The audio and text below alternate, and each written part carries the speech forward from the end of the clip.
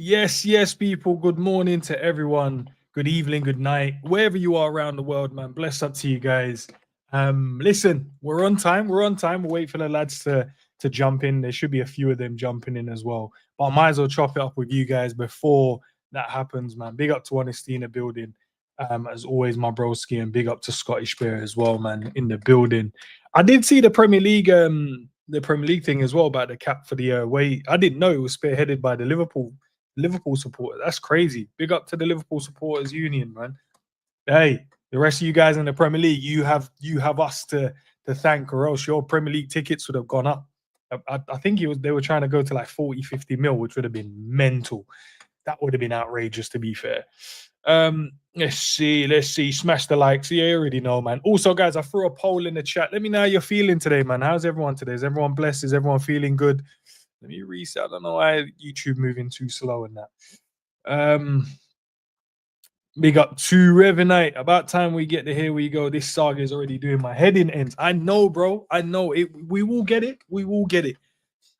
Is today the day, though? Is today the day? Last thing we heard yesterday was, you know what I mean? It's the final detail. So maybe. Let's get JJ in the building. He's the first one. Big up, Jay. What's going on? Man? Good, man. Good. Chopping it up with the people before we start. You in the office today? Yeah, man. In the office. In the office most days, bro. Oh, okay. Fairs. Nah, just, you know what I mean, checking in with the people before we get going with it. So, guys, obviously, we're going to chop up a lot of the Premier League stuff in terms of the transfers for other clubs. We'll look at that as well. Man City moving mad in the transfer window, bro. There's 3 players I want to hear the guys' opinion on because, I know, with the rest of their squad plus these 3, looking a bit sticky still. Let's get G in the building as well. G, big up, bro. Big up, man. Big up, Jerry. Big up, Ends. Big up the chat. What you man saying, though? Bro, we're chilling, man. We're chilling, vibing out, bro. Just waiting for the people to get in, and you know what I mean. But hey, it's today the day Florian Wirtz signs for Liverpool, bro. After cooking the whatever you want to call them journals yesterday and putting a clown emoji at the end of his statement. That was mad. Man said, "Listen, I ain't trying to take no one's shirt number, bro. You man are lying. Stop gassing up the team." Do you want to start there? Do you guys want to start there in terms of, do you believe today will be the day? Does the saga need to end now? It's getting a bit boring now, isn't it? Really? Jay, I'll go to you still. It is. It's boring. I'm tired. The novelty's worn off now. You know, you start to overanalyze stuff. You start to look at, all right, cool. Like, from a transfer perspective, why is it not going through? What's going on here? Why is Slot gone to meet Cherky, apparently, by David Ornstein? Is this a smoke screen? And all of a sudden, they know something that we don't know. Do you know what I mean? And G was right. And yeah, I mean, we're never getting Wirtz. It was went for the cheap one. I wouldn't be obviously unhappy with Cherky, but yeah, it's just I just don't understand the process of it. I don't know why would there be leaks to this extent if Liverpool couldn't just get it over the line. Now that's the way I think of it, right? I mean, you can make all of these, I mean, these rumors and, oh, you've done this, you've done that. Like with the Cherky, we don't know that conversation. Someone's seen him with Cherky, but you don't know. With Wirtz, there's just all this detail. Yes, he said he only wants Liverpool. He's dropping all this. Yeah, who said I want the number 10? Do you know what I mean? Clowns, don't listen to everything you hear. But then, cool, you said you don't want the 10. You know, you start going crazy thinking, rah, maybe you don't want the 10 at Liverpool. Maybe he wants a number somewhere else. And do you know what I mean? That can happen. So look, for me, it's just getting tiring. Just sign the players. I've had to mute it now because it's just getting boring. I still want us to sign a couple other players. I'm not liking the way City are just moving quite efficient now as well. Reiner's done, Aït-Nouri done. Like, it's just, there's no back and forth over prices, and it's just, that's it, innit? They're just getting their players. So yeah, look, it will still be a big signing. I understand it's a big amount of money, so it does take time. But I'm just getting bored of this, bro. I'm just getting really, really bored. And just get the player in so we know the player's there. And yeah, I just want to focus on the man behind me, bro. That's what I want to do. Just get me that forward. Man said, I've been watching him. I need him now. I want him. Yeah, I've seen the compilations and I'm moved in it. So I'm going to be running that agenda. He's better than Isak. How about that? Better than Isak. How about that? All right. Listen, I won't jump on that train just yet. But G, talk to me, man. Are we bored of this, bro? Because it feels like the saga is dragging on and on and on and on. Like the player wants us, we want the player. We just need to finalize the small gap we spoke about last night. Well, yesterday was just the detail, the finer details. That's it. There's nothing left. So that's why I go, is it today? Are we getting a here we go today? Or we dragging it out again for another till next week, bro? What are we doing? Honestly, I don't know. I think it also doesn't help that he's at the Nations League with Germany as well. So obviously his focus isn't really on a move, if I'm being honest. Obviously, he's probably training. It's an important game as well. So, they need to win that game. So, it's like your mind is like, yeah, I've got to focus here, but I've also got to transfer. But really, a player, how involved are you in a transfer? Do you know what I mean? Outside of doing the medical and signing the contract, you're not doing any negotiations. You're kind of chilling. So, he's probably anxious as well, though. Do you get what I'm trying to say? Like, we as fans are anxious. He's probably anxious too. Do you know what I mean? Because he's probably thinking, bro, I want to just get this sorted. I just want to get this done so I can go into the rest of the summer and I'm just cool. I'm easy. I know what I'm doing. Remember, he's got family. Like, there's things that obviously we're not privy to, but there's things he needs to also pattern up as well, on the outside. So, yeah, man. Yeah, as you said, it's boring now. Like, I haven't muted it like Jerry, to be fair, because I was hoping that by now we would have seen, you know what I mean, the here we go and stuff like that. But I've moved on from that. Like, I didn't, that's not really where my head is at in terms of thinking about Liverpool signing players and stuff. I'm more about, okay, who else are we signing? There's some other players that I wanted us to sign, but Manchester City have decided that they want to go and sign these players. So now I'm like, all right, well, fuck's sake, like, you know what I mean? Like, you're taking all the players that I wanted to sign, which I find quite ironic.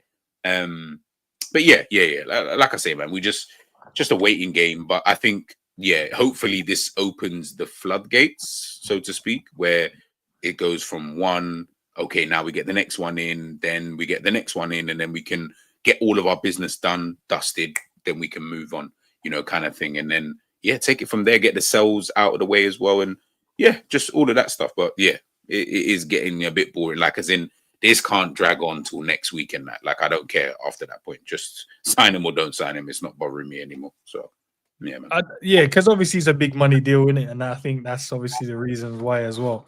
But I think the longer it drags on, in terms of just giving us the final here we go, is where the anxiousness of the fan base comes in. Like, we're obviously we have to speak about these things, because we have to bring the people the content. But in general, man, I don't know how it must feel for like just general supporters going, yo, all now, today, and then refresh. I ain't refreshing. The good thing, I have people like, they'll send me news and that. So that saves me refreshing the pages and that. But that must be mental, because I keep seeing everyone saying the same thing and repeating it. Obviously, Fabrizio yesterday, and obviously Stro, big up to Stro, messaged me yesterday saying, it's done, bro. They're going to announce it very soon. So I'm thinking, is it today? Is it going to be today, bro, before we can move forward and go and get the other players that's within grasp as well? Let me get to what's the people in the chat saying? Are you guys bored of it as well?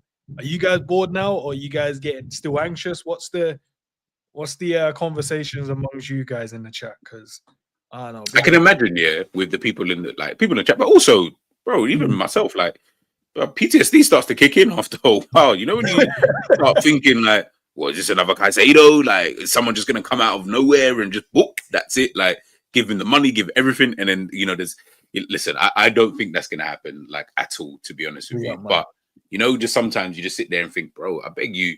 Obviously, it's difficult. We've never been involved in this. Like, I can't remember. No, Liverpool have never spent over 100 million before. Do you get what I'm trying to say? Like, so to go out and spend 100 M's on a player is like, obviously it's a massive deal. It is a really, really massive deal. So just listen, hurry up, get it done, because I'll be honest, I do want to move on from this. Like, it is a bit boring. I've seen enough video analysis on Florian Wirtz. Like, I'm good now. Can we just move on to the next guy and start looking at what that player brings to the team? It's even getting to a point now where I'm like, I'm thinking where to put him now. The amount of videos I've now watched is like, yo, if we put him here, he drops into this space. I'm like, yo, Like my brain's hurting now, bro. I just want to get him and put him in the 10. I don't need all of this information, but I'm looking just to see what people are saying. And how about I just want to put him in the team? I just want to put him in the team. Forget the position. Just put him in the team. He'll figure it out himself. He'll do that himself. Don't worry about it. Yeah, we looked at his stats yesterday compared to like Shirky. Obviously, made a great point, you and Savage, in terms of his position. Obviously, different, and he's played more on the wide right, more the inside forward. And obviously, we compared him with our 10, which is Dominic Szoboszlai. And what you've seen is he's the clear favorite in terms of the all-rounder, in terms of passing, shooting, goals, assists. The all-rounder package is Florian Wirtz. That's why we're like, yo, we need to get this guy because he makes the team better straight away. Big up to Michael Talks in the building, bro. What are you saying, man? Fucking hot, bro. That's what I'm saying. And transfer news, oh god. Talk to us, man. What was it when Caicedo saga was going on? Weren't Chelsea going after him all summer as well? Yeah. Yeah. So I mean, this happens when it's these big transfers, like, and journalists, they got to get paid somehow. They got to get the click somehow. So might as well create some bullshit or say it's getting closer and then closer and then closer until it's actually done. And then you see, here we go. So look, man, we'll get it done eventually. It's just a matter of time. And also, he's just focusing on Germany national team, which they play tonight.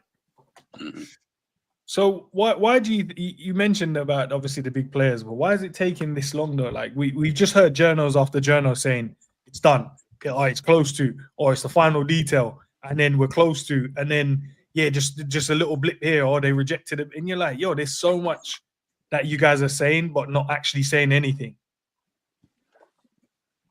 I mean, I think it's just installments that they want to pay, or if Leverkusen want it all up front. I think that's kind of the issue going on here, even though I don't think Liverpool will pay it all up front. So is it that Leverkusen wants 75 right now so they can help rebuild with their team with Erik ten Hag, or do Liverpool just want to only pay 50 million right now? I think those are just the issues that we don't know in the background here. And it's a lot of money, people. We're talking about 100 million. This ain't no 10 million, 5 million. This is 100 million euro transfer fee right here. It's going to take a while with all the bullshit in the background. So I don't really mind. He will eventually be a Liverpool player. There's no doubt about it. Unless Real Madrid somehow get involved. Yeah, I don't want to hear that, bro, at all. I don't want to be hearing about Real Madrid and anything near this at all. What okay. Questioning. If I know you guys have your mind on Shirky, I know that's fair. Just say worst case scenario, crash out mode. We don't go and get him. We don't get Shirky. What's the mindset there?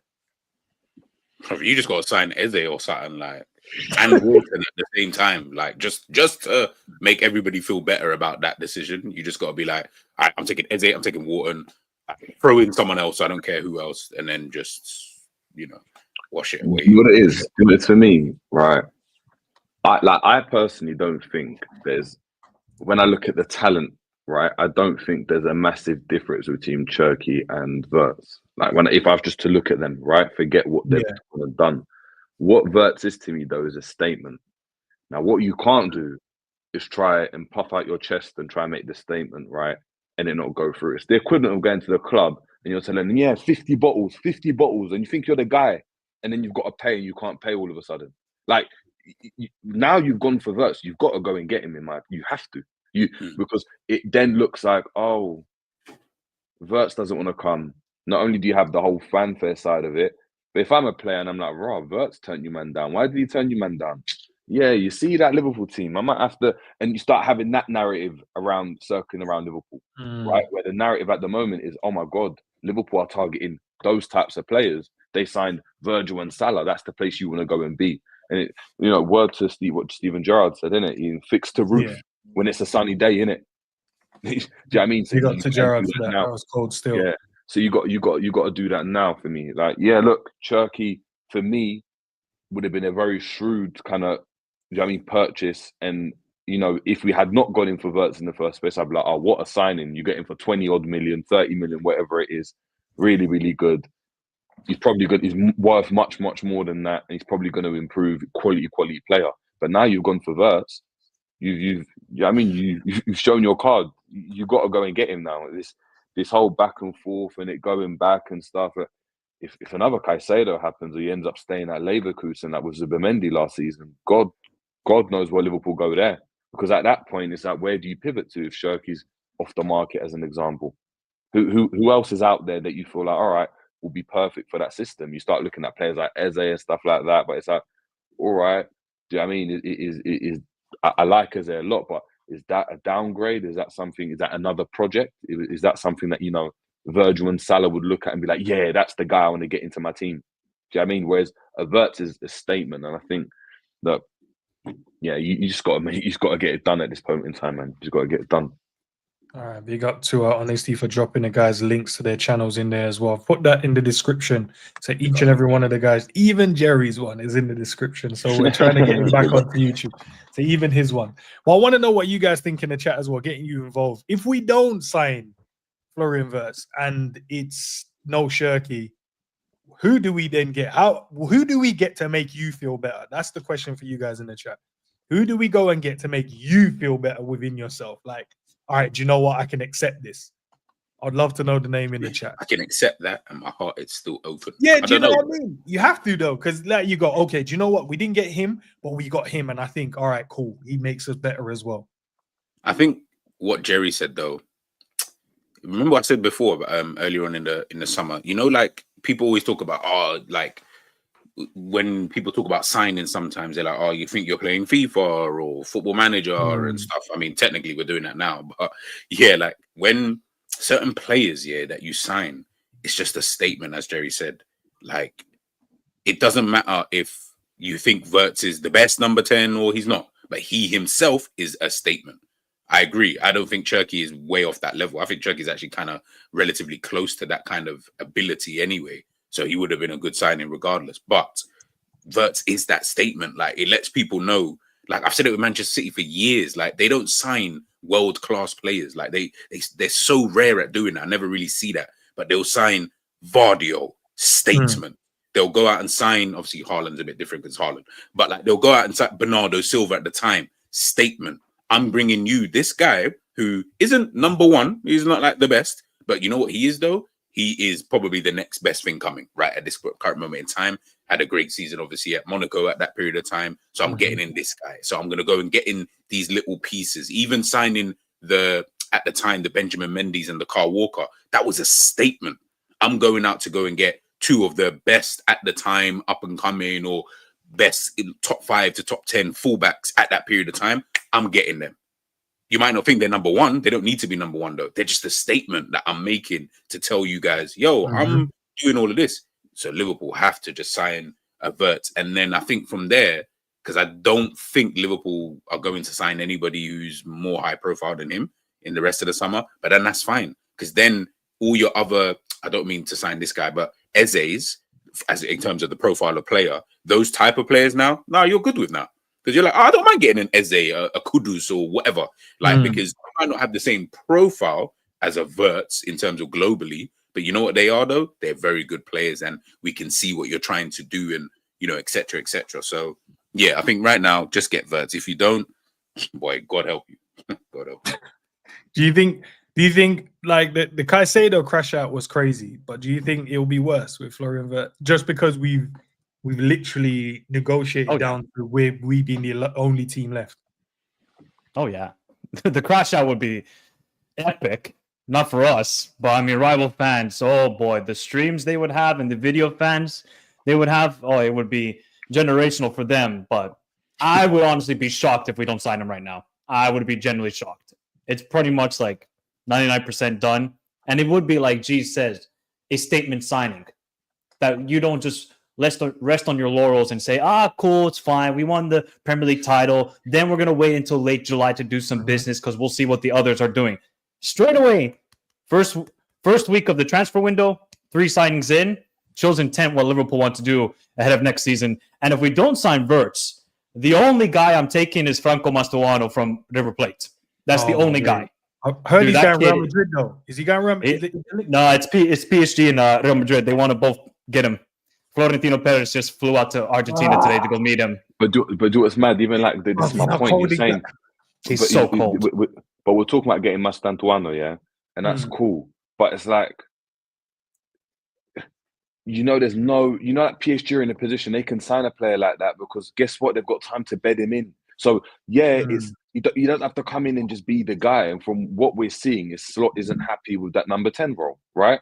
So hence why he's looking at a Cherky, he's looking at a Wirtz. We're not going to get this up and coming, player to go and start games. And yeah, he might do really, really well. It might be a shrewd signing, but you're getting into the season, under pressure now. You're like, unless this guy turns up and ends up being, one of the signings of the century, to come into a Liverpool team that just won the league, start and try and go back to back? Yeah, it doesn't hit the same. There's so many players that are really, really good. There's so look, I like Morgan Gibbs-White a lot in the 10. There's even like British players, right? But it doesn't hit the same. I like Eze, but it doesn't hit the same as Wirtz. Wirtz is the guy. They're saying he's the golden jewel of German football. He is the guy. He's got back-to-back Bundesliga Premier Player of the Year. It's a statement. That's the one you have to get, especially now that you've done all this groundwork. If you don't, I don't know how you recover from that. You'd have to do a madness, and I don't know. I don't know. Sign Haaland, bro. You don't know what they just sign Haaland. Yeah, just sign Haaland, just that 500 million or something, and just if we could, there's no way we'd be able to do it. But that's what you'd have to do to allow the fans not to. Maybe Alvarez, Julian Alvarez. I think that's the guy as well. No, but that's the one. But it still wouldn't hit the same. Like as much as Alvarez is a top player. And of course, you would want someone like him in your team. As Jerry said, like this is supposed to be the poster child, like for Germany and all of that kind of stuff. Even though I don't feel like he is, but yeah, if he is, then I'm just like, rah. If he's the poster child and you didn't get him, I think it'll be worse. You just better hope that he stays at Bayer Leverkusen. And he can't move elsewhere. If he moves elsewhere, yeah, it's all long. Like it starts getting long. I can't lie. I would be very happy if we got Julian Alvarez. I think that would be a game-changing signing as well. If we didn't get Wirtz, I would go all in, give Atleti 150 million or 130 million, and take Alvarez from them. All right, on that point then, right? If Liverpool got Alvarez instead of Wirtz, but then no number 10, just Alvarez, would you be happy with that? Yeah. So everything the same apart from Frimpong, KERKEZ, and then Alvarez as a striker. And midfield the same. I'm cool with that. Yes. What about you guys? What about you, G? Sav? Big up, Sav, by the way. Big up, man. Big up, Sav. Yeah. No, I'll be calm with that, actually. Yeah. When I think about it, yeah, I'd be calm. I wouldn't really be stressing about that one, to be honest. Would you guys be happier with Isak or Alvarez? Let's say Liverpool put money for both. And they both accepted. Which one do you think? Can you just answer the question that he asked first before we move on to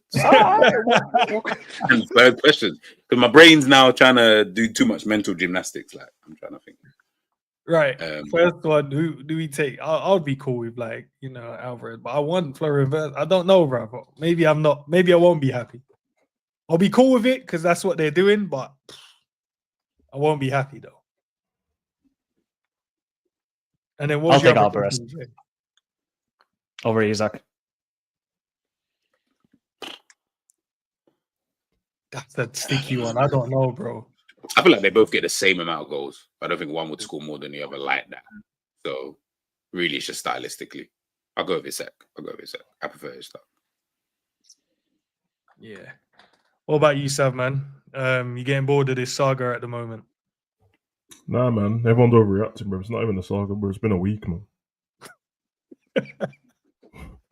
It's not even been that long, bro. Like since the first initial bid, I think we're on like day 5 or something like that. Like the original transfer window ain't even open properly. I don't care, bro. I'm alright, man. I don't mind it. I didn't expect to get him in the first place. I think we are gonna get him now, but if we don't get him, alright, as long as they just get somebody else, I'm cool. Hey, 2 secs, guys. I just don't like when they do the normal thing where they try and go with someone and then because they can't get him, they just don't get anyone. But I'm blessed, man. Like, and I think no, said they won't hit the same in that, but Michael's right, bro. Like, bro, I swear, like, Bayer, the fan base want Alvarez anyway. Yeah, like they would sacrifice that signing for Alvarez, bro. Like, I didn't even know that it was overwhelming as such, but people love him, man. So I'm easy, bro. I'm easy, man. There's plenty of talented footballers out there. Wirtz is him and that, bro. But like I said yesterday, man, like, and I think Jerry said it earlier. Apart from the fact of it being a statement, all these other players that are in the same position, and he's not 100 mil better than them. So it's whatever, innit? Take them. It's whatever Slot's gonna do. So I'm good with it, man. It's not stressing me out at all. It's whatever. Nah, fairs. What about KERKEZ, man? It's Sky Sports are now reporting on it as well now. So in saying that, you know, he's literally a Liverpool player. It's just literally the final final detail now. I think we're close to an agreement. I think 45 million, close to 45 M's for the new left back, and then he'll be a Liverpool player. He's been to working for us all since like January, I think it was. But it'd be good to get this one across the line as well. And then we can move forward and go and get the guy that Jerry said behind him, the guy that he's been watching the compilations of. So we can focus on those players. Well, I haven't heard your take on this as well, Mike. I've spoken to G, I've spoken to Savage about it. To be fair, Jerry, I haven't spoken to you, I don't think, around this as well. So love to know what you guys think in terms of the Milos KERKEZ deal. Is the 45 enough, or is we overpaying? I mean, if you look at the left back market, it's pretty dry. It's looking like the Saharan desert out there. I mean, you could go for like Gutierrez from Girona. I mean, Theo Hernandez is a baller, but that guy he's just got issues, and he's a very difficult character to handle with. So left back wise, just go for KERKEZ. I think this is actually a brilliant signing. To be honest, I did kind of mention him like 2 years ago when he was at AZ Alkmaar. Funny enough, KERKEZ and Reinders were both on the AZ Alkmaar team, and now they're going to play for Liverpool and Manchester City against each other. The guy was already a baller there. Goes to Bournemouth, balling out. I don't watch him all the time with Bournemouth because I'm not watching Bournemouth games, but from what I've heard and seeing by the compilations, he's still performing well. 21 years old, Hungarian national team, international, starting every game basically for them, influential. I think just his speed and delivery with set pieces or with crosses, I think that's a difference maker for us. But the problem is we don't have a lot of threat in the box from his crosses. Whereas Bournemouth, they had like an Evan Nilsson or a Kluivert or somebody who was crashing into the box. Who from our midfield or an attacker are going to do that? That's kind of my issue with KERKEZ. The guy is a wonderful player, but I'm just thinking about overall his ability. Will it be used the best? But he can be a goal threat. He's much better of a goal threat than Andy Robertson. I think this is a class signing, to be honest. Yeah, look, 40 million, it's a lot. It's prem taxed. He's a young player. Bournemouth for getting crazy money. They got 60 million for Huijsen.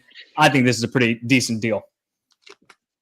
No, facts. What about you, JJ, bro? Because I don't know if you've been watching him at all. I don't know if you're an advocate of his, but I'll put it there. I prefer Aït-Nouri. I just do, like, just as a player, I prefer Aït-Nouri. I think, look, KERKEZ is good. I don't think he changes the dynamic of the Liverpool team because we lack pace, but I don't think he changes the dynamic of how Liverpool have played football or what type of left back he is. I think when you look at other left back, I think, echoing to what Michael said, I think, again, he's young, very energetic, can get up and down. I think as a goal threat, he's much, much, much better. I think the goal he scored against Newcastle was really, really good towards the end of that game. But his crossing isn't like amazing. It's not like, I'd put it out there. I think Robertson's a better crosser than KERKEZ at this moment in time. So when I look at it, and then you're looking and saying, all right, who's crashing the box as well? Because Bournemouth do get numbers, and then Van Linson that could just make, get his head on a cross that's just put it to an area, right? Is who's going to do that for Liverpool, right? And especially when you look at the types of forwards we're being linked with, and the fact that, how we're going to play, and it's probably going to go back to someone either holding up the ball or playing like this false nine, which means you're not going to have loads of players in the box like that. You're going to have your two wingers there, but it's going to have to be a bit more intricate.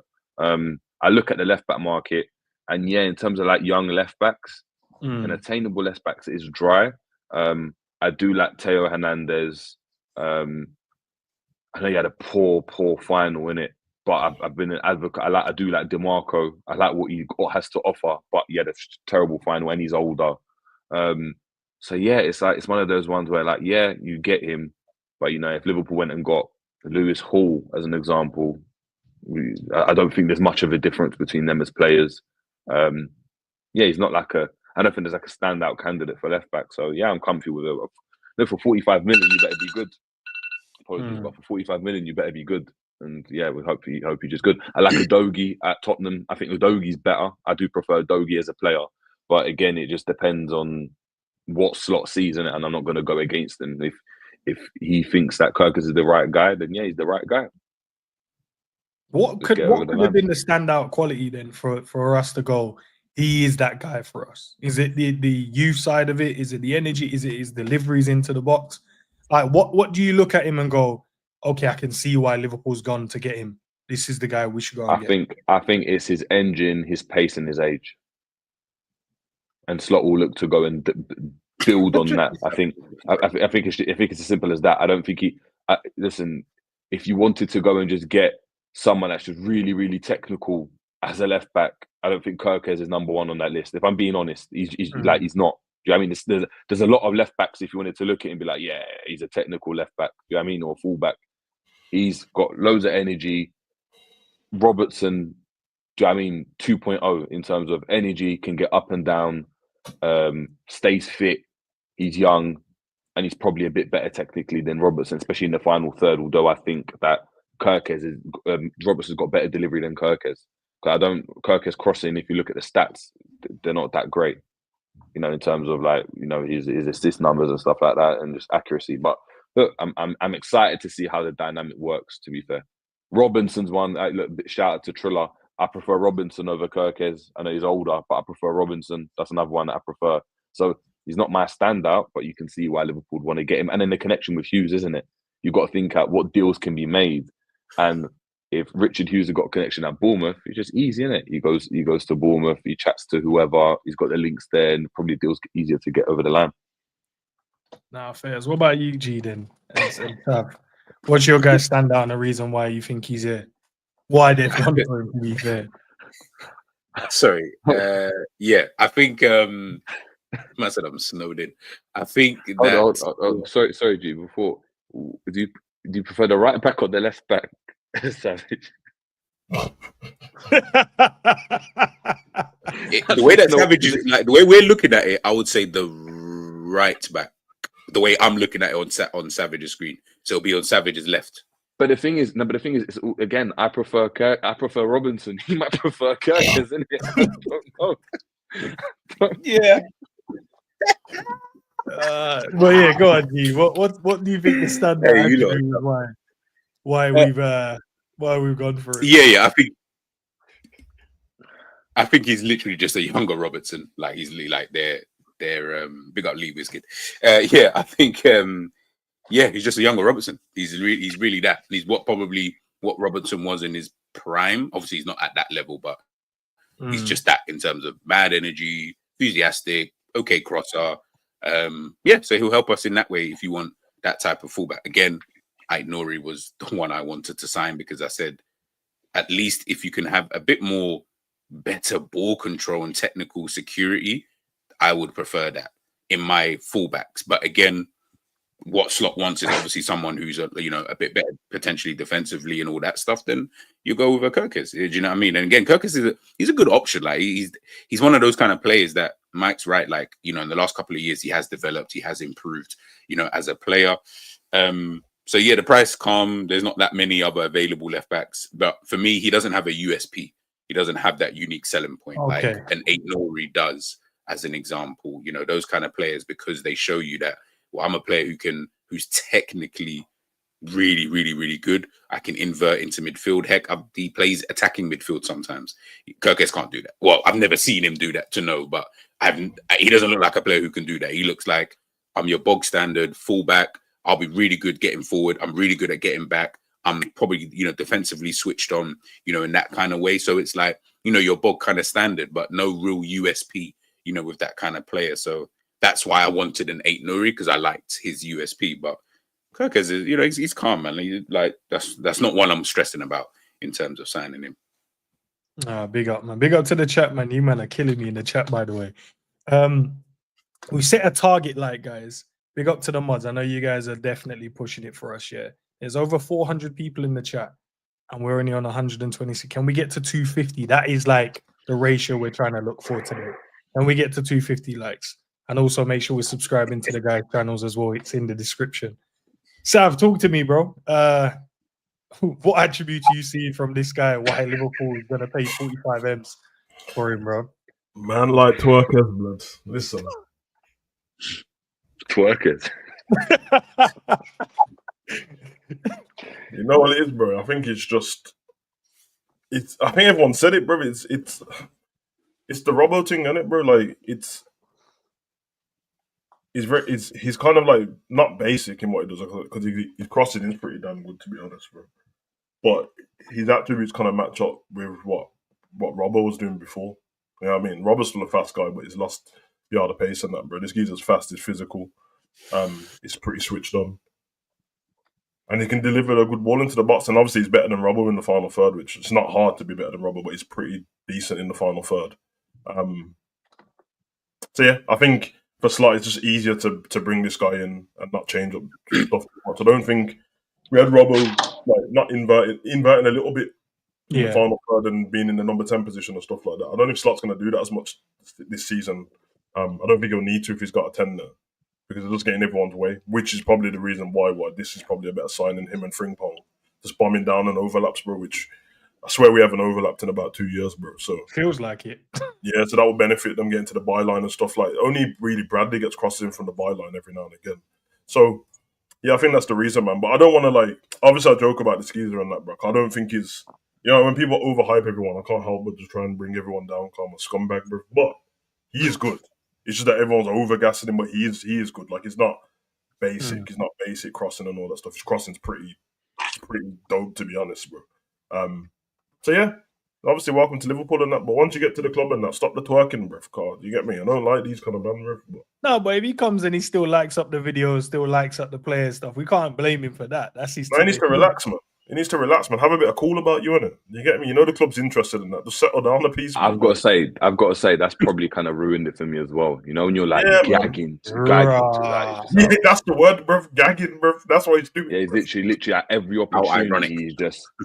Yeah. How ironic. No, surely, man, then, bro. He can like the people. No, he needs to relax, man. No, do you know why I don't like? Act like you've been here is the kind of vibe I get. Yeah, but he hasn't. Man. He's playing for Bournemouth. No, but still act like you've been here though. Like, as in, hold on. Like he does that for Bournemouth, but then has a really good season, right?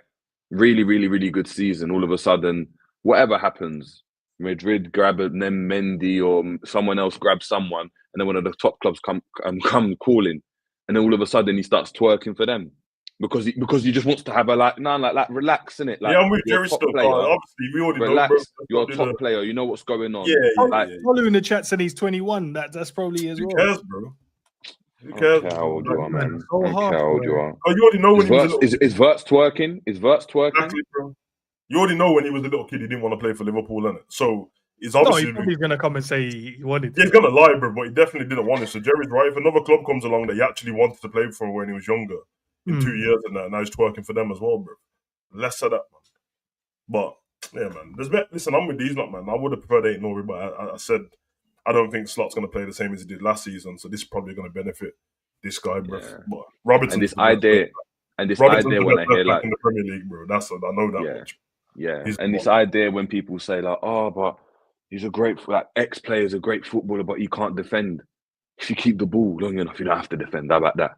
Mm-hmm. Do you know what I mean? There was not Jordi Alba went some lockdown defender, but he just made sure they kept the ball so well in that final third, bro. You didn't even know whether he was a good defender or not. You just knew you couldn't get the ball off him, and that's how I want to go and play. I don't want to be a team that's under pressure 9 times out of 10, and he's having to do last-minute tackles and stuff. And me tell yeah, what a left back. Allow it. Let's just keep the ball in it. Why not? How about that? How about having players on the football pitch? Hakimi was playing. Is Hakimi a great defender, or was Hakimi up front at certain times against Inter Milan? Do you know what I mean? Like, yeah, man. But that's always the thing. Like when people say, that's why I always get baffled. I'm like, so we watched Trent for all these years, and you're going to put him in your top 3 top defenders you've ever seen? Like, no. Like, but what he was doing was better than anybody else. So you just, I mean, like, you just play to that person's strengths, and I don't really care about your defending. I'll be honest, man. Like, at the end of the day, as long as I've got competent enough defenders, bro. They're Premier League defenders, bro. Like, I'm more than confident that these guys are competent enough at defending.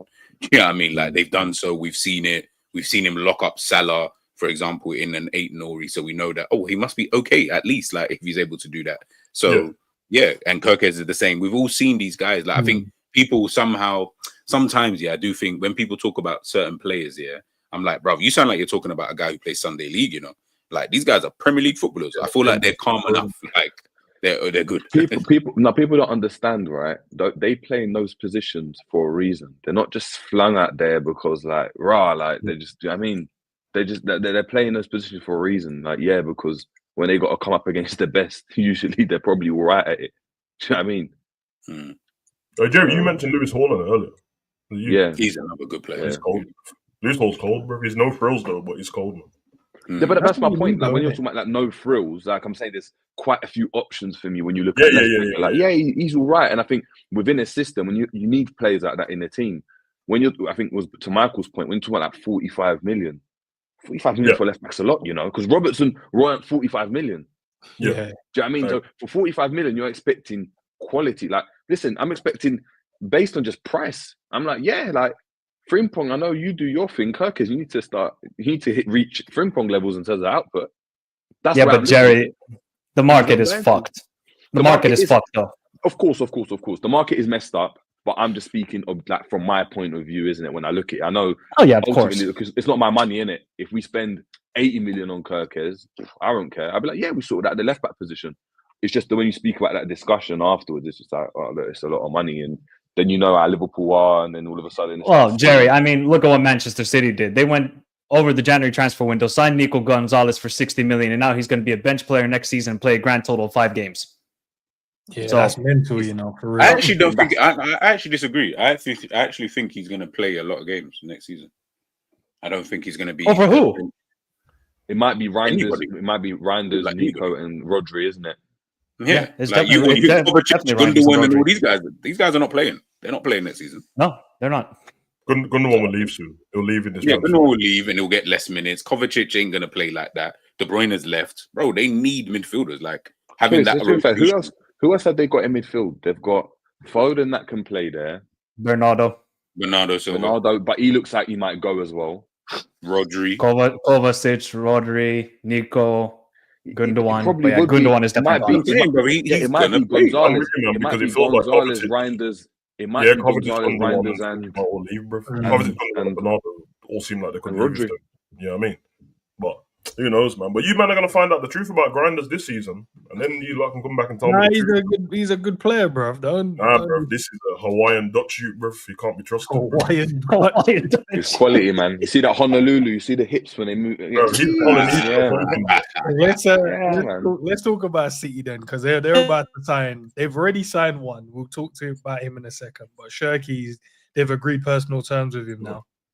So it looks like he's going to be joining us in the Premier League, bro. Are you, man, nervous about this one? Yeah, I am. Yeah.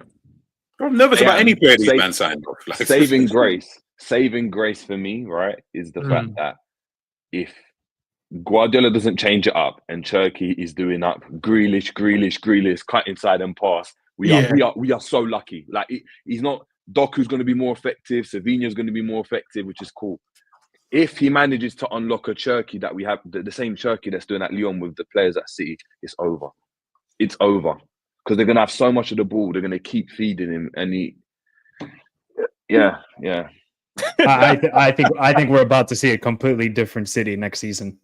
That's what I keep saying, bro. With the profiles, they're going for Aït-Nouri. I thought Aït-Nouri was never going to be a Man City player.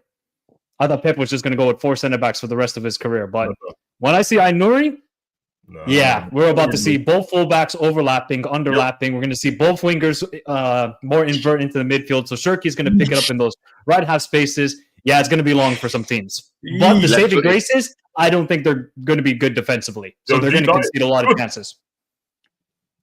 It's like what Jerry said. It's like what Jerry said, isn't it? If you have the ball, I don't need you to be good defensively, you know. Like, we're good. Like, you ain't going to touch the ball anyway. So the reality is we're going to go back to Just the same old City, which is they've got the ball the 98% No, of but the time. they were good this season at keeping the ball, but their problem was like what Mike's saying is that they were They weren't they got that on good the at counter. keeping the ball. No, they were good at keeping the ball, but when they got hit in transition, they were They were, bro. absolutely horrendous. No, No, but the but problem. that's the point. That's the point. Yeah. So if they're getting killed on transition, it's because they're not keeping the ball well enough. No, So but that, it's like, in moments, though, innit? You're talking about isolated moments, but they normally. I'm talking about I think like the whole season. I think it's two things, but I think it's two things, right? It's first of all, I think Ederson's been shocking, like this season in terms of some of the goals that he's let in, right? Where they'd expect him to just win. Crazy. The second thing is and I think this is where I don't think they're stopped with their midfield. By the way, I think they're going to get someone else in because they need the Fernand. Or Rodri might come in, but they need another midfielder to have there that can just sweep up everything. And I know Rodri's coming back from an injury; he might not be able to do that the same. But in terms of on the ball, he's always going to be quality. If they can go and just make sure they win the ball back in their half, in your half, once they've kept it, it's over. It's over because then they're recycling it, and then it's Nori that's got the ball, who's really good on the ball. Or they're recycling it, and then Cherky's getting in that half space, and then you've got overlapping fullbacks, and all of a sudden you've got Haaland there that's just waiting, pinning the centre backs back where they can't get out. And then Foden might come good again. Like they, I hope it's the same as last season. They got caught on transition bare last season because they got no pace at the back, innit? They had no pace in defence and no Rodri to keep the ball, bro. So you're right, man. Every time somebody got the ball in midfield, whether it was Ipswich, Southampton, split open, bro. And obviously, like, some of them were injured. I don't even know what I won for Ake last season, bro. Because 1 minute he was just sitting in a hoodie on the bench, and then he was on the pitch. It feels like he's always like that, though, Sav. It feels like but it's crazy, bro. And then Diaz was just off it, bro. I told you what happened with Diaz, bro. Once he linked up with Maya Jama, the season was over for him, bro. Like I knew, bro. Man was drained. Is that what you're saying? Finished, bro. Bro. Finished, bro. Get me. John Stones is obviously done now, like his knees and that, bro. He's had a couple of good seasons, but he needs to move on. And that's it. They had no pace, and then they brought off that geezer, the Kalashnikov, blood. Kusanov. Yeah, same thing, bro. The Kalashnikov, when he came in. Molotov cocktail. His knees were done, bro. Early. Baptism of fire, but you are right. That head back from that game, he's never been the same, bro. No, he was actually pretty good after the Chelsea game. Yeah, he was actually decent, but everyone's got that etched in their head, you know. Yeah, of course. Yeah. I mean, the guy was nervous as hell. Yeah. Reinders, Savage's favourite players, now officially joined Man City, bro. He's gonna do so well in the Prem. I feel so. I feel like he's gonna do well. He'll add goals. He's technically very good, and he looks like a City type player, bro. They're gonna have Mamouche in front, and these guys, and obviously Haaland as well, the machine. It's so funny, isn't it? Like it's like a battle between City and thing right now. When you're thinking of like Reinders, right? He's very versatile as a midfielder. It's like you don't know. He can play in the 6, he can play in the 8, he can play a bit more advanced. Like Dutch players are like that. So it's interesting to see they've got a Reinders where they can mix it up a bit. He's got the stature to play. Yeah, I agree, and I think he's a problem. Pep's having a midlife crisis as well, isn't he? Pep he's bro. Like I think this is all. You know, everyone's like, "Oh, he's going to start playing different." I think so, bro. I think he's just going to try and have fun, bro. Like, he never seems to be having fun when he's managing and that. He's had a bad year. Like, jokes aside, and that, he's had a shit year personally and on the pitch and it. And I think he's just going to come out next season and try and have a bit more fun, which is why he seems to be getting all these expressive type players in, bro. He can't. There's no way he's just buying all of these lot to just make him robotic. It doesn't make sense. You might as well buy somebody else. You can't make Shirky robotic. It don't work, bro. No, I hear it, but Grealish was not robotic, and then he became robotic. Yeah, but Grealish wasn't. No, but you're talking about the technical ability of the players, isn't it? Like Grealish was one of the best dribblers. Yeah, you know what it is? Grealish is more like, but he still does that. Like, he does the same things he did at Aston Villa. Like, I don't feel like that's changed. Like, it has changed. No, it has. It's not like Mahrez. It's not like Mahrez when he was at City, isn't it? Is that what you're trying to say? Yeah, Grealish isn't direct anymore. Grealish isn't a direct player. Grealish at Villa was direct, bro.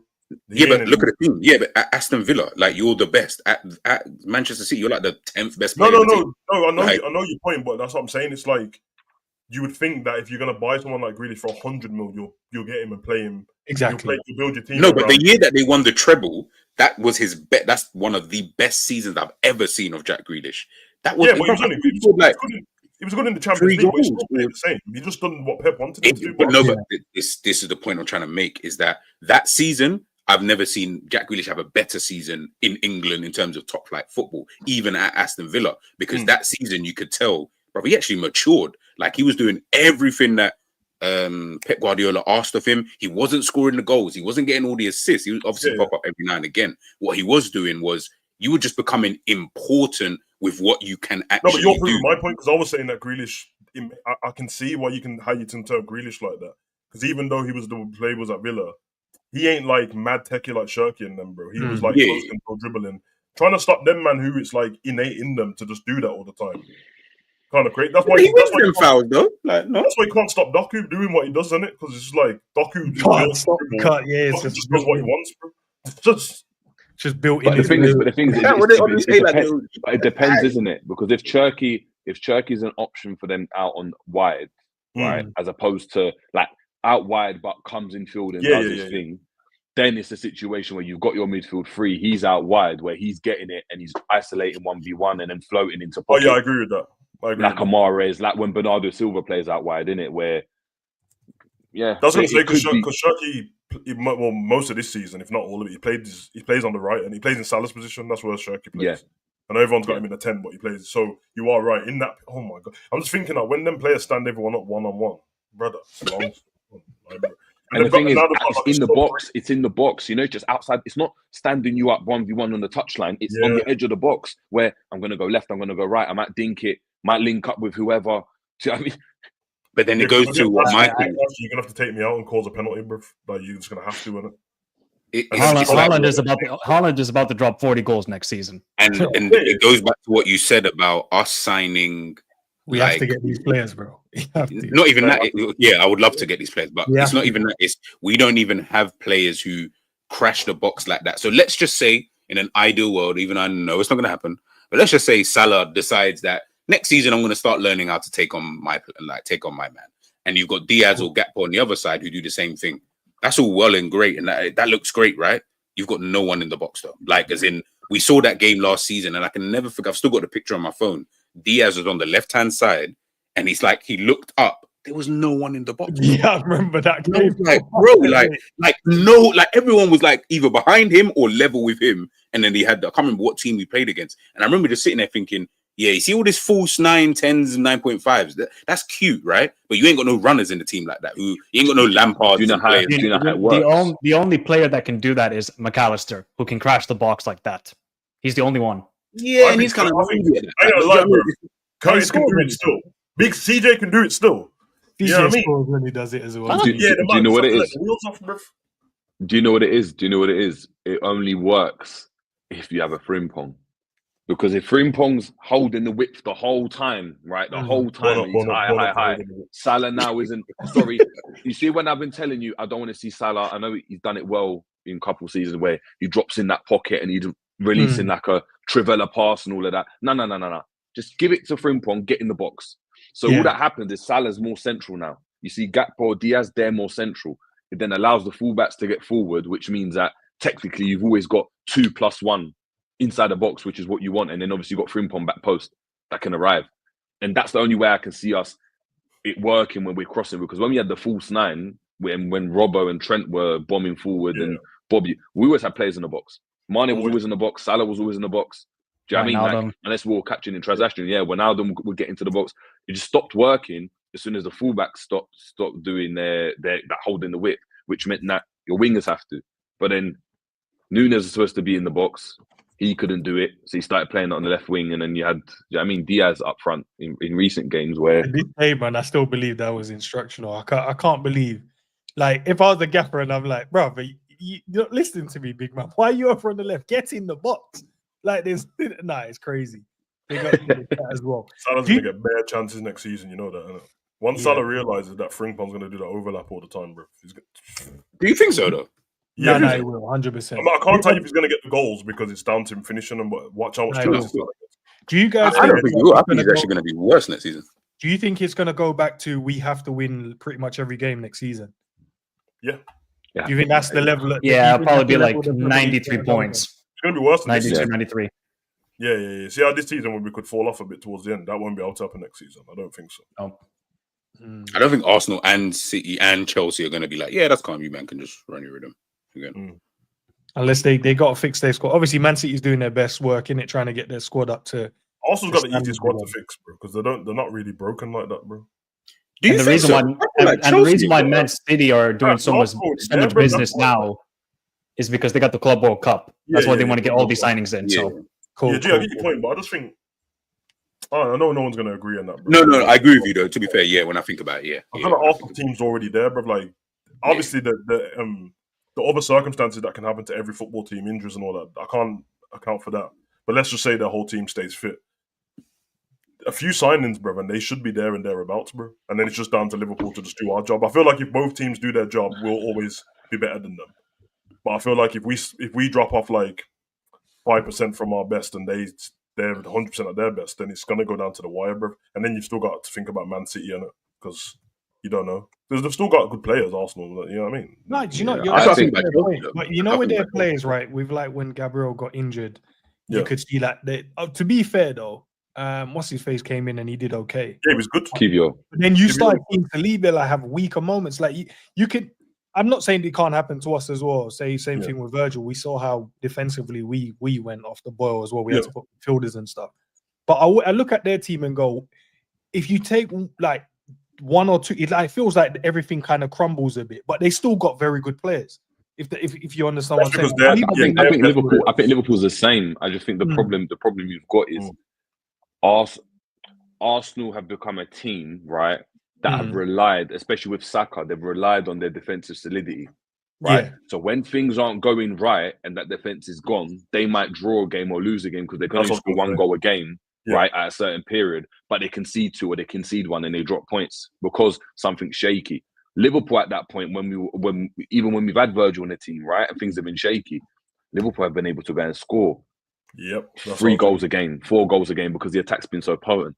I personally feel if they can, and I don't know who that is, right, but if they just go and get another left winger that can just get numbers, whoever that is, right, it starts to look problematic because you're shifting across to stop Saka doing his thing, but you've got Rodrigo or Leao or whatever winger doing theirs. I don't even think it's as a striker as much as they need.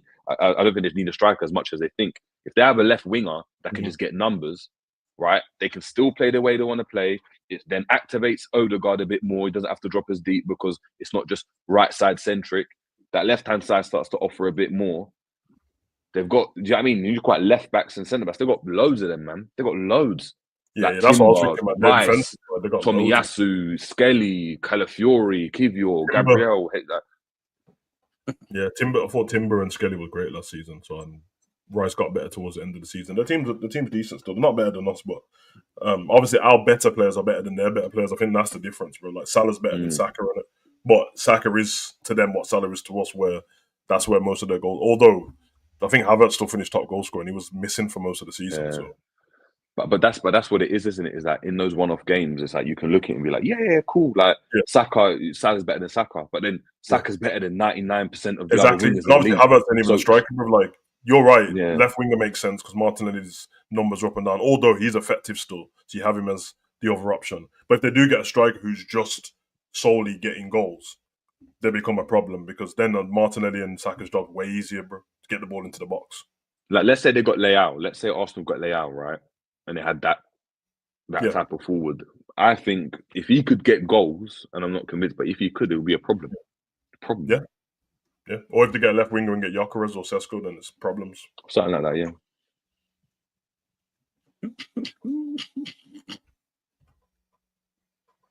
Is Keita talking to himself? Yeah, I thought it was my thing, you know. That was mine on mute. Now I was saying at the moment Arsenal ain't signed no one, right? So at the moment City's improved their squad. They're looking to get Shirky. Looks like that's going to be done. They've got Reinders and they're going to get Aït-Nouri. So that's three very good players to get in their team to this crop that they already have. But it would be interesting to see how they're going to play because I think this hinges on, like your point earlier, Sav, they can't be getting these ballers in and playing that boring football that we're playing. So it hinges on what system Pep's going to. So it'd be interesting. I think we need to probably pay attention to maybe one or two. It's going to be interesting, bro. See if Foden's just done out, bro. He's just finished now. He's done. Because, like, obviously the expectation is he can't just be done because he was great the season before. Well, I told man when we did the team of the season the year before that, and they gave him Prem. He wasn't good for the whole season. Yeah, it wasn't good for half of the season. Yeah, but he was in the bigger games, so I get it. He might just be done, bro. Like, he might just be like. All right, quick one, right? He's 25. Why do you think he's done? What do you think? What's the reason? No. It's not injuries. I don't think he's done. I just think it's possible. I don't think he's done. But Yeah, no. I'm not saying you think it is, but I know Mike said it as well, right? If you guys, if it's possible that he's done, what's the reason as to why he's done? Is it injuries? Because he's young. It's not like he's 30. Do you know what I think? Do you know what I think? He doesn't get injured. I think it's not even. I think it's because he's probably like bored now, bro. Like he's achieved everything. He's probably bored of the system, bored of the team, bored of the league. No hunger in it. Yeah, I think like because they've won. How many Prems has he won? Like 7, 5, 6. Yeah, 5, like, so he's won all that. He's won the Champions League. He's won. Maybe he's just bored. Won every trophy. Like who am I? I've won the Premier League best player of the season as well. I've won like young player. I've won. Like who do I have to prove anything to now? And you think he needs to move to Madrid or something instead? No, I don't know. Like Madrid, I mean, like somewhere else where you can probably go and. Like, I don't know, get that energy back, bro. Maybe if Pep changes the system next season, maybe he rejuvenates him and he goes again. I don't know. Yeah, bro. Because then you got to remember, like I tell him, bro, he's shit for England as well, bro. No, those Euros were a disgrace from him. I'm sorry. He's not like because I remember having. I think it was Edward online. We had an argument like 2 years ago because he was like, because I said that he wasn't world class and that, and I'm like, bro, I'm not just throwing around the world class and that, bro. Because Palmer came and done the same thing the season after, and I didn't say the same thing about him. He was really good, and he's popping up in different spots. And he was a sub to Man City's superior team at the time with a fit Gundogan and a fit De Bruyne and all that, and all the moving parts around him obviously make you a better player. So I'm not dissing him for that. But I'm like, apart from that half a season, I haven't had a long sustained period of seeing him be really good, and he's never good for England at all. And they don't now. He's not even in the England squad, is he? They've removed him. So yeah, didn't get picked in this one. Yeah, it's a bit of a myth. You know what I mean? It's a bit of a myth for him still, bro. I told you, bro. You know what I mean? Any man that lets his mom get jabbed in the face is a pussy, bro. Burn him. What about Job, lads? Job is on his way to Dortmund. My guy, Job, you know, like that. Footsteps. He's on the Remember way the name? It's Job, not Bellingham, bro. You get me? It's Job on the back of the top. Bellingham. I know. Listen, hopefully he goes there and cooks, man. Hopefully he goes there and does well, because he is a good player, to be fair to him. He ain't a joke. No, he is. He's not 30, 40 million though. Nah, that's high still. Like it just proves to me that I saw something on the Athletic. Dortmund are finished, man. You see the scouting department and everything, they are absolutely, they've been cooked. Every other club in Germany's taking a leaf out of their book. They're doing things better than them now. They need a complete revamp. How on earth is he going for 40 million from Sunderland? Does he? I have never seen him play. Does he play the same like Jude? Similar. Yeah. Similar. I think he's got a little more heat to him, you know. I think Bellingham was. Remember, we're forgetting Bellingham was 16 doing it up in the Championship. How old is he? Is he 18 or 19? 21, 22? 21. Is he 21? No, he's not 21 because he's 19. 2 years younger than Jude. Let me check. Oh, he's 19. He's 19. 19. Okay. Yeah. So he's 19. But yeah, he's 19. He's had more years in the Championship as well. You just got, obviously, Sunderland promoted. I think there would have been, because of his name, there'd have been a lot of pressure for him in the Premier League if he had gone to stayed with Sunderland. But he's going to the same club as his brother, and his brother was cooking there. So he's still going to have lots of pressure because of the name. Yeah, but you know, from the British media, isn't it? He might have pressure there, but from the British media, not everyone's watching Dortmund all the time. So he pops up with a goal here. Oh, he's doing well. Whereas in this country, it would be, what you doing every single game? How effective are you? Mentioning his brother every single game, but he's good. Every single game. And when you he just has to be better than Pascal Gross. I mean, that ain't hard in 2025. Shout out to Pascal Gross. He had a decent career. A pensioner, allow Pascal Gross though. He's a good baller, but come on. Didn't need that shape thrown at him. After Blues, and we were linked to him for like 8 mil. Yeah, should have brought him, bro. I said that at the time, bro. Like even just for like marketing reasons, you should have brought him, bro. It would have made sense to get his brother over the line at the time. To get his brother. I wasn't even thinking about that. In fact, I think we missed out. Yeah, it was after we missed out on Bellingham actually. So yeah, dead on 2 seasons now. was after we missed out on him, and I was just like, smart business. Not only is he good, but obviously the namesake's there. I know he's not, runs with Job on the back instead of Bellingham and that, but yeah, it makes sense. You can still sell him on. So big up to Mo for the super chat. Big up to you, man. This one's to Jerry, man. So Jerry, PSG have a 20% sell on for TK. So Frankfurt will not sell for less than 100 million. And they got Champions League and 75 million for Marmoush. Nicholas Jackson, Xerxes, Havertz all have a better conversion than TK. Okay, so there's Nunes, so there's, a few. I think Callum Wilson does as well when I check. So would you prefer them at Liverpool? Secondly, trust in Richard Hughes and trust in Edwards. That's what I would say. Like, I'm not going to disagree with you. I don't know whether they've got a 20% sell-on clause or not, but Wirtz might not end up being 150 million. It might be packaged a bit differently, hence why it's taken so long. So trust in the hierarchy, man. But yeah, I'm still going to champion this guy. He's got compilations are too cold, man. He's gonna go Chelsea and mash you up, isn't he? Nah, don't put that in. He's gonna go Chelsea and mash you up, bro. I'm telling you, bro. Like, how did they register all these players though, Sav, going into next? I told you about the loophole, bro.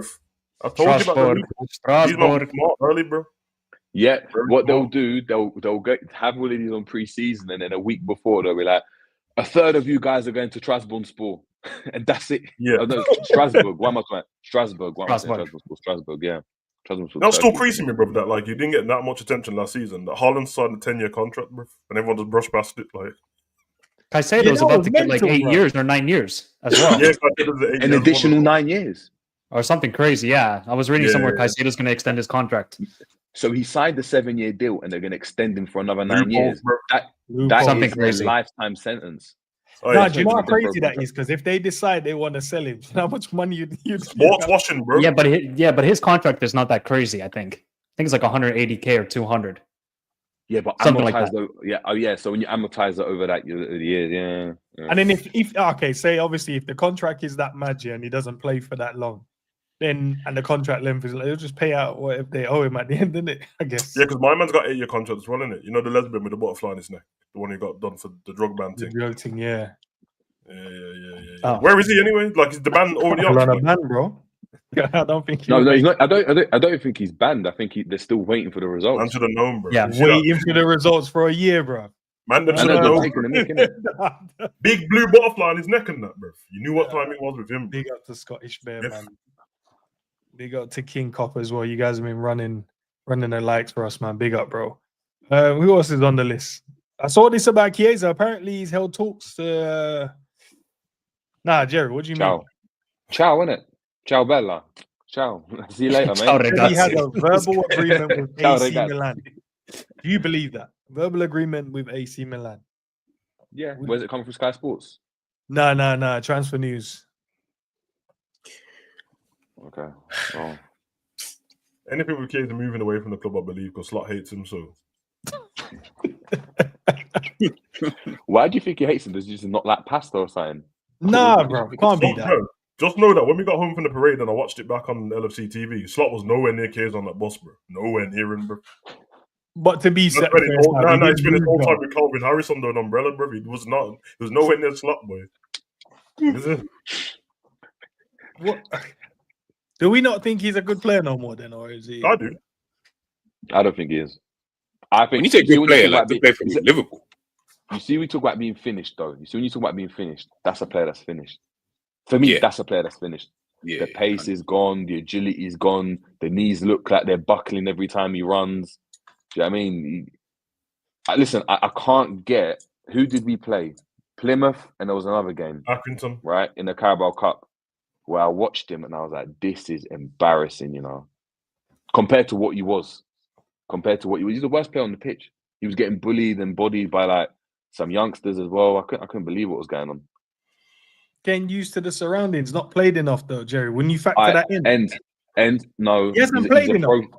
No, but that's my point. There gets to a point, right? If I used to play, if I just now like try to jump in and play at the level I was playing before, right, at the intensity, brother, I'll look all over the place because I'm not conditioned to it. Listen, I saw him playing for the under-21s, and he was getting bullied by them.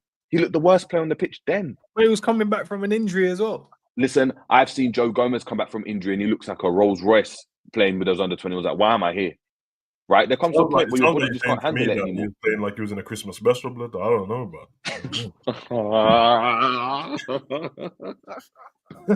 Fuck's sake, man. Right, Chiesa, man. Listen, if they sell you, they sell you. At this point, pray for Chiesa, man. You know, like that. But you know the maddest thing about Chiesa is, he's not coming off the back of like not playing games. Like he was playing for Juventus last season. Like he was fully playing. So it's not like he's coming off like a Ryan Gravenberch. Played in the Euros too, bro. And he played it like, you know, like Ryan Gravenberch wasn't playing at Bayern Munich beforehand, was on the bench and all that kind of stuff. So everyone gave him excuses and all that kind of stuff, But Chiesa is was fully playing. Like, man, even playing up front now. I was like, okay, Chiesa look all right. Like, and like, I was actually initially shocked when Juve decided to sell him, but I was like, fair enough if they're just trying to get rid of him and do whatever. Obviously, that didn't work out for Thiago Motta anyway. But you have no real excuse. Like, that's why I didn't really like when Slot kept saying, like, obviously, you know, he needs to basically get his fitness up to. I'm like, get his fitness up, bro. Like, the guy's been playing. Like, what fitness? How much fitness do you need? Like, is he that far off? Like, did he do something during the summer holidays? Like, I really want to know. Maybe a journalist should do their job and ask Slot the question, why did you sign Chiesa? Bro, you know they're never going to ask these kind of questions. No, but you can say it in a certain way, and you could have just said, like, obviously it's been a year since you brought Chiesa in now, or it's the anniversary since you brought him in. What qualities did you see in him that thought you'd bring him to the squad? And then if you're just like, I didn't see the qualities he did. Fair enough. I didn't. Blame that guy. Like. and you got to link it into this season. So how do you see him fitting in this season with one season of under his belt? Yeah, I hear you, Savage. You know what? I might have to get you access. Gee, we need to get in contact with Ash. Ash can get access, innit? Ash can get access. No, we do need, because that question was meant to as well. Because I know Savage will stick to it. They'll be like, oh no, one more. Yeah, that's what I'm saying. Only in England, in Germany, and in Holland and all that, bro. These men are brutal when they're asking them questions. Yeah, so are you really doing that, bro? It's like, don't really want to answer. You know, we don't talk about transfers. No, we're going to talk about them. I got to write my newspaper. Are you getting him or not? Beef, man. No, bro. And then just, I saw this one as well. I like shape up on that, bro. Hold his hairline in the game. I hear it still. That's all he's good for, bro. Wow. So what are you saying? Does goalkeepers, bro? Yeah, man. Savage, can you confirm or deny he carries a trait that is not conducive to goalkeeping? He's black. Too much melanin to be a goalkeeper, bro. They're not good, bro. You say we're just better wingers and strikers than their arms. Brother, it's just what it is, man. On the spectrum of bro, it's on the spectrum, bro. I'm telling you, bro. Black goalkeepers are a myth, bro. Name me a good one. I'm not even going to answer that. I think, I was going to say... There was the Cameroonian guy in Malaga. What was his name? He was in the Champions League quarterfinal. Listen, bro. Bamba? No. Oh, tell me you're thinking of that what's his name? Mandanda. No, Mandanda from Marseille. No, not him. Listen, bro. Dida? Dida is the one. No, you know how some of them Brazilian No, bro, because you might was all calling Areola black, and I was like, is it? Like, I didn't Areola is Hawaiian, bro. What are you talking about? Is he? Bro, that geezer comes from the same place as the Rock. No, he's Filipino. No, he's from. Is he not Seychelles? Is he not Mauritian or something like that? No, let me find out. When you lot said it in the group, I was like, "What?" I was like, "Bro, I'm not including him." Tell you where Areola's from. You know, on the map where it just says Oceania, bro. He's from them places, bro. There's just an island. Bro, them Lilo and Stitch areas, them islands there. Like. Yeah. You know, you know the Moana places and that, bro. Yeah, the Moana. Yeah, what is that? Like, I'm like, Moana places. Man, try to claim Areola, bro. No, he's Filipino. He's Filipino. Same shit, bro. Same shit. Filipino. It's not. Man, it definitely isn't. You know that Mandanda's first name Steve, innit? What black man you know called Steve, bro? I know. I'll keep it. No. I'll keep it. I know. There's many people with them kind of names. Like all black men called Steve are carpenters, bro. No, but you're saying Steven. It's the full name, innit? It's like we're all carpenters, bro. You know the man who's like, yo, I can do you a job and that, bro. But I know your mom, so I'll do it half price. Them man, bro. Dickheads, bro. No black good goalkeepers, bro. Hey, not Shaka Hislop, none of them, bro.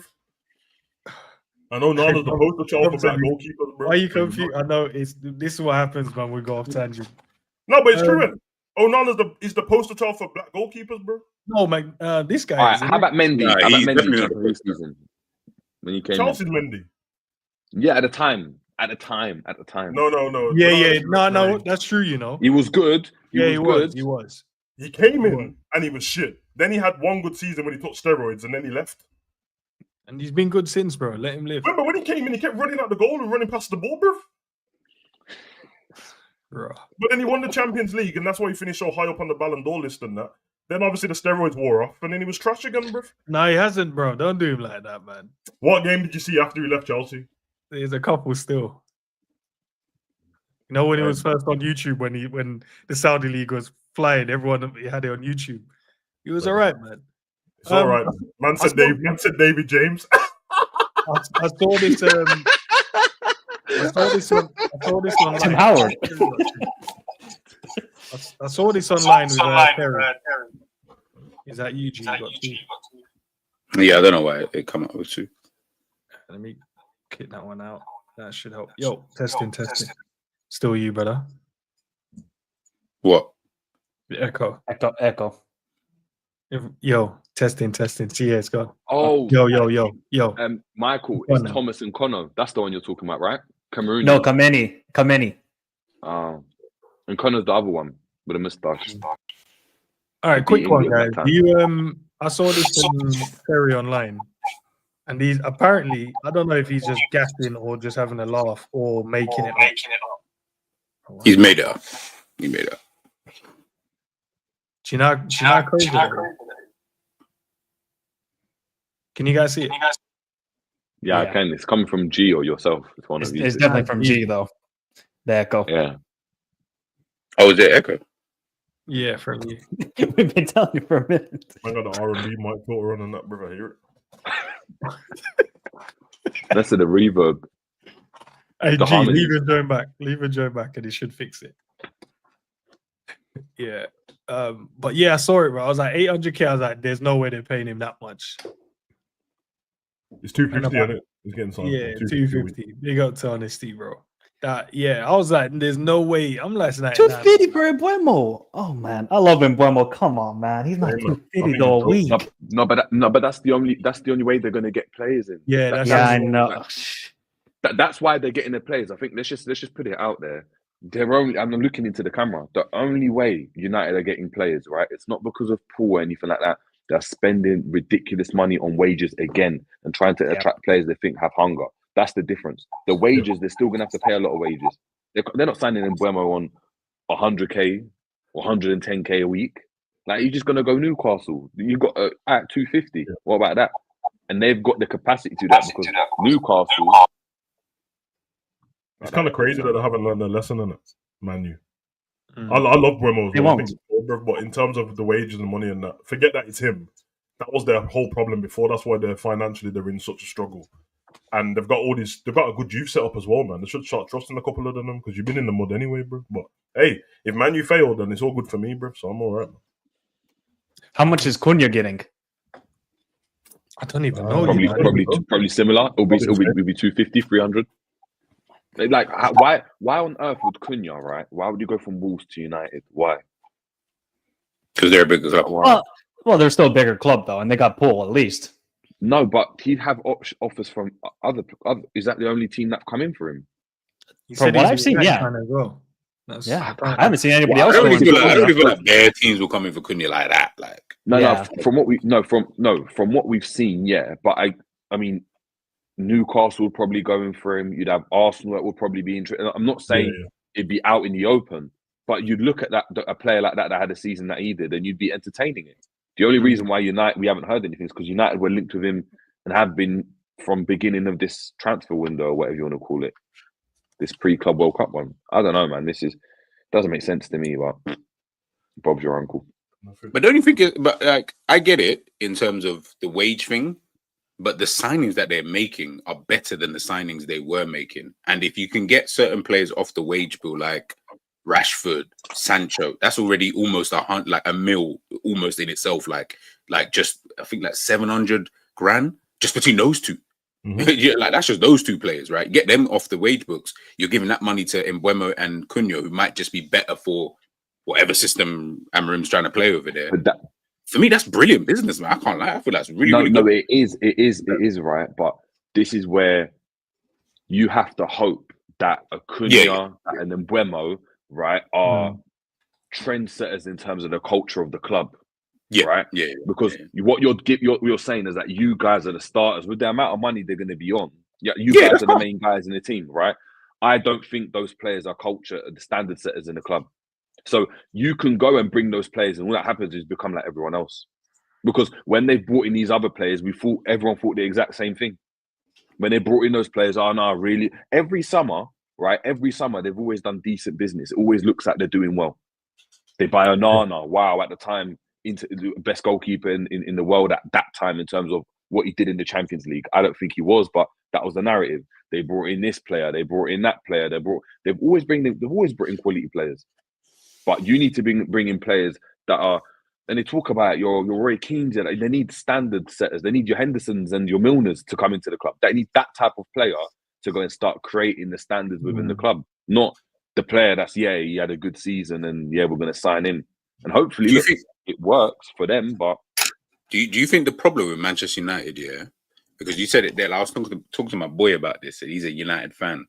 And we're always talking about like players, and I said, with United, I don't think you're ever gonna have a problem with signing players. Like you can sign anybody, really and truly. Like this is kind of proving it. You finish almost above relegation, and you've gone out to get two of the better players in this league, right? I feel like, or do you think that their issue isn't player problem though? Because clearly it can't be if you've been able to kind of sign good players anyway. So the player side is fine. Like we're good with the players that you do sign, right? Their problem is bigger than that though. Yeah, the culture of the club's a mess, bro. Ronaldo told you everyone this when he was leaving, bro. That's where I feel like their major issue actually is. I don't know how you think exactly. And for me, there's two ways you do that. You have obviously the manager. That I think the starts with the manager coming in. He's the one that sets the culture at the club. But then it's about the players that he brings in. I agree, man. The players he brings in, right? So when I'm looking at United, Cunha... But Ten Hag did the same thing, though. So that's why I don't know if it's really about that. But he didn't. That's my point. They're not bringing in the players that are culture, that setters. That when you look in the team, you're like, he epitomizes what we want United to be about, right? So when you looked at, for example, Henderson, for what he was, and I know Klopp didn't sign him, right? But Henderson... when we got in Milner, these guys, regardless of what you thought about how good they were, they epitomized what Liverpool were about at that time for the team. If you go and look at Aston Villa, right? McGinn isn't the flashiest name, but McGinn's probably the most important player in that team because he goes and represents that. You can see when you look at him, it's like, oh, okay, that's where, they want the players like that. He's the one they look to in terms of standards, getting into training on time. It's all those little things, right? So the manager drives it. But the manager doesn't control the dressing room. It's the players. The players have to police themselves. Virgil van Dijk is that for Liverpool, where he's running that changing room. He's making sure men are on time. He's making sure that, I'm working in the gym, so everyone else has to. At United, when the chips are down for United, bro, I don't know who they turn to because they're trying to get rid of Bruno, and he loses. No, but like, they've had Rooney, they've had Zlatan, they've had like... unless these guys are not serious guys. And when Rooney was there, right? That's what I'm saying. When Rooney was there, when Zlatan was there, they were never in this position, even though they necessarily weren't winning leagues, right? But the culture at the top of the club wasn't there. So I'm saying the manager comes in, and of course they've got the ownership, but the manager comes in. That's the manager they've decided to go with. Now you look at it, for me, it's like, all right, cool. What players epitomize what that system's about? So what is it about? Like no one, you're right, because it feels like even though over the years no one's really passed that down to the next guy. See, like Gerrard passed it down to like a Henderson passed that down to Virgil then passed it down to someone. Do you know what I mean? It feels like they've never they've what they need to do, ends, bro. They need to do what bad, but they need to do what Arsenal done, and Arsenal had the same problem doing all this, the Arsenal way, the United way. It doesn't exist anymore, bro, because the United way was Fergie, bro, and he's not around, and he ain't been around since 2013. So you have to build a new culture. To be fair to Arteta, he's built a new culture at Arsenal. He had to get rid of a few players.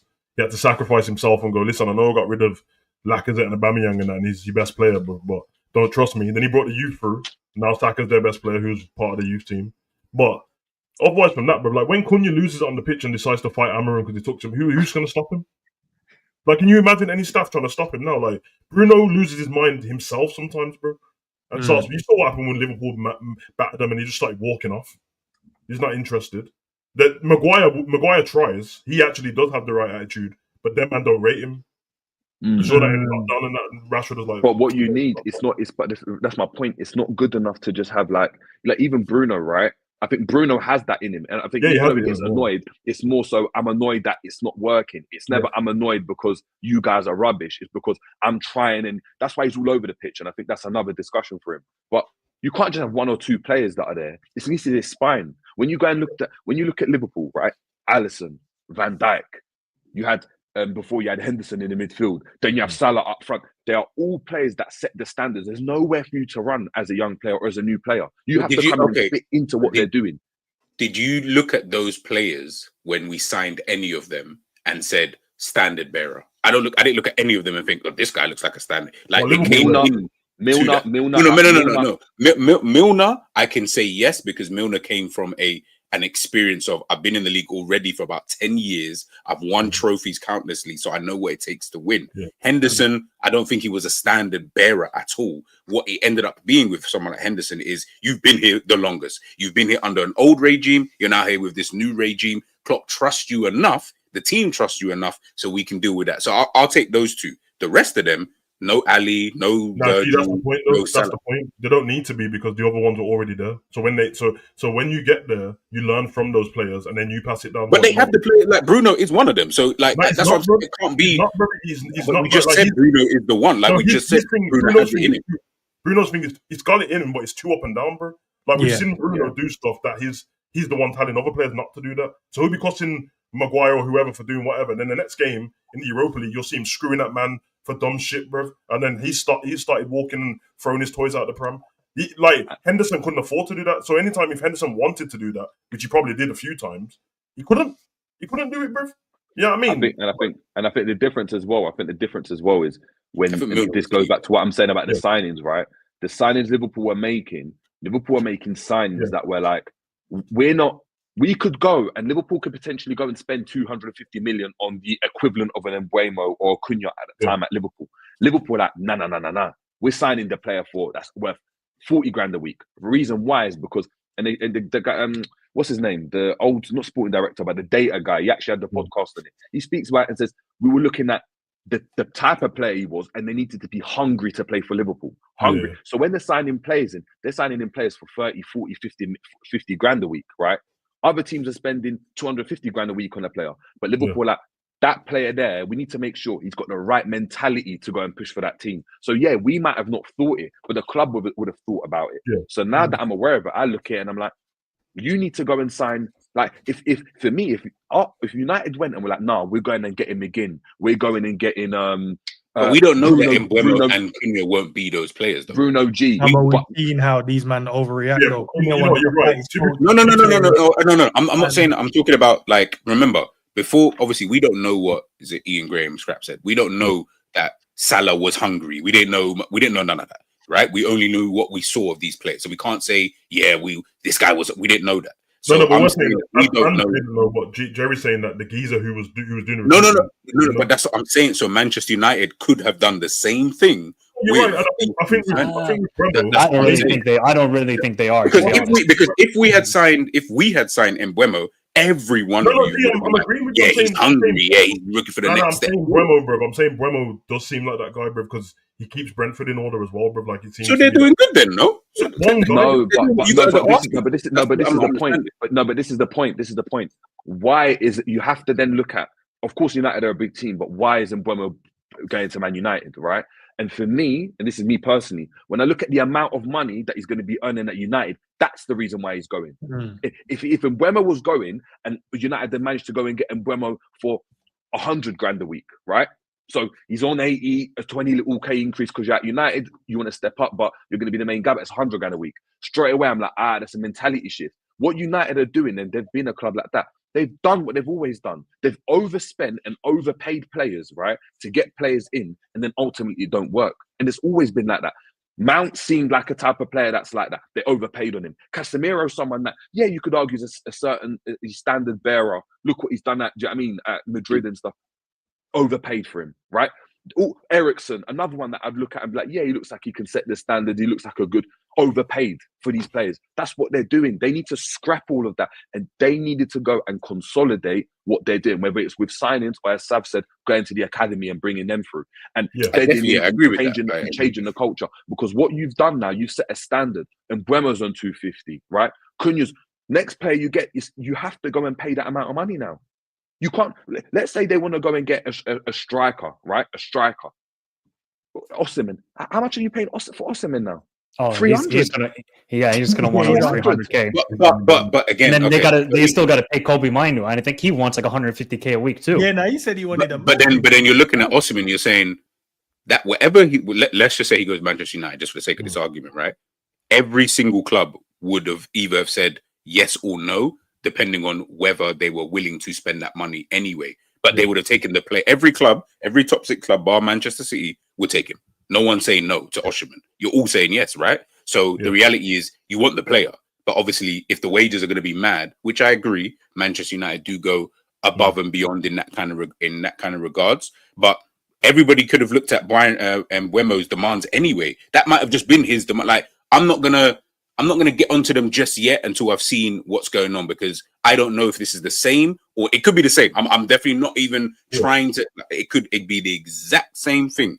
But the reality is, no one else is buying Mbeumo, because they might have all looked at it and said, "I ain't paying 250K for this brother." But Man United might have just said, "Fuck it." No, I'll pay the 200. maybe That's the way. But I'm not going to say that you're wrong in terms of they could be just splashing money like idiots. But if they go and do what I feel they need to do, which is, you're right, go and get your Milners. I agree, the Milners, the McGinn, but I rate those guys, because every team needs that. You always need those kind of players, right? But they could go and sign those guys. So if they sign them now, I'm like, well, they're doing what everyone's asking them to do. Again, the window hasn't finished, so we don't know. And Mbeumo's one that I like. I would have had Mbeumo in the team, right? Cunha's the one that, for me, I'm not gassed about him at all. Like, do you know what I mean? I saw him at Atletico Madrid. I saw him at flipping.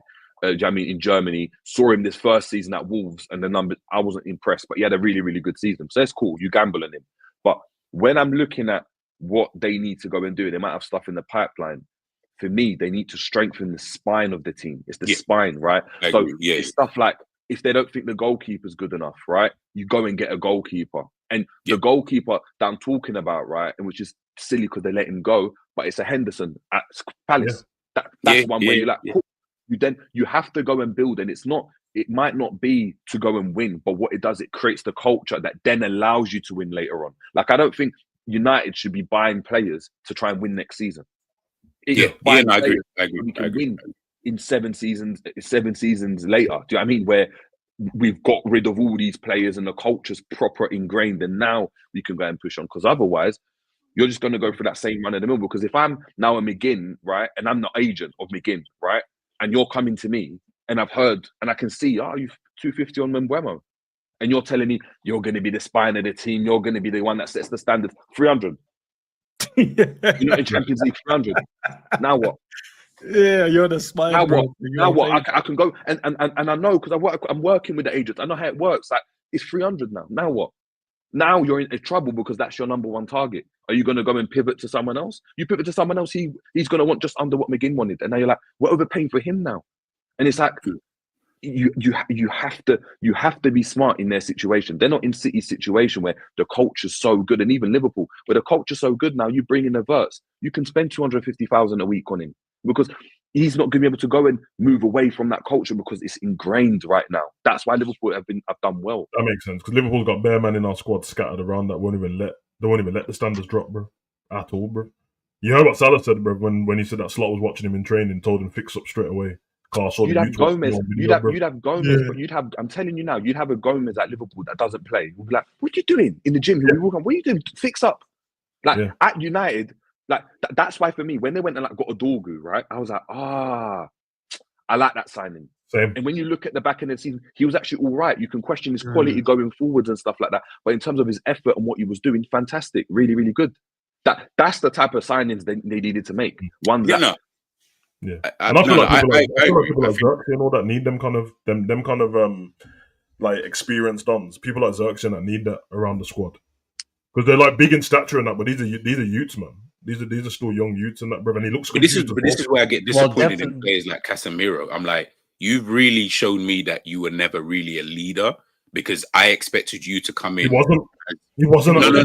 I know, but you know, bro, you're coming in as like a 3-4 time, like you're one of the best players in the world. I just expected you to come in, and I wasn't even expecting performance, by the way. Like I wasn't even thinking you'd continue that because it's Manchester United. But at least come in and even Ronaldo had standards when he got here. Like it's just the way he went about it. Yeah. But even Ronaldo had players are looking up to him. Jadon Sancho standing next to man like, bro, like I'm doing what he's doing in training. I want to eat. It's really ironic.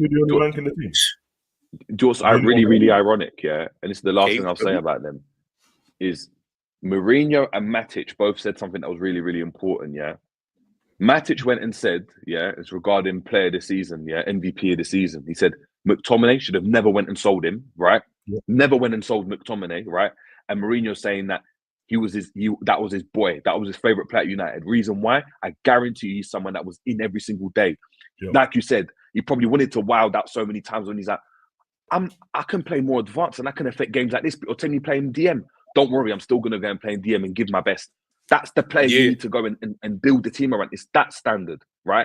It's not about his ability and the fact he's not as good as Pogba and stuff. Because Pogba, what did Pogba do in the end of it? It doesn't. That doesn't matter in football. Like all that stuff doesn't matter. A team of McTominays will beat a team like that if they're not switched on. And you needed players that were switched on, and you let someone like that go to bring in who? No, I agree. It doesn't make sense. And I think Amorim is in a very tough position here because he's trying to do his best, but he's dealing with kids, basically. Like Garnacho is an example of this whole situation that Manchester United are in. This guy thinks he's this prima donna. I am CR7. I got the haircut, the celebration. But you still have to work and you still have to perform every single week. This guy shows up for once a month, maybe once every 2 months, gets his highlight goal, and then goes missing. Amorim needs guys who shows up every single week. I think Mbeumo can do that. I think he's a quality player. Yeah, but for 250K a week, I think that's pretty ridiculous. Matheus Cunha is a good, decent player. I think you're right. You can see it with Amorim, bro, because I think that's what happens though when you move into a new club. They saw you a dream in it, and I think he thought the culture of Man U was way better because it's always been this mysterious thing, and Manchester United. Sure. People don't realize that time moves on and that. And now, when we were all younger, bro, like they used to speak about Old Trafford like this a modern stadium and all that. Now it's far behind, and they got leaky rooms way behind.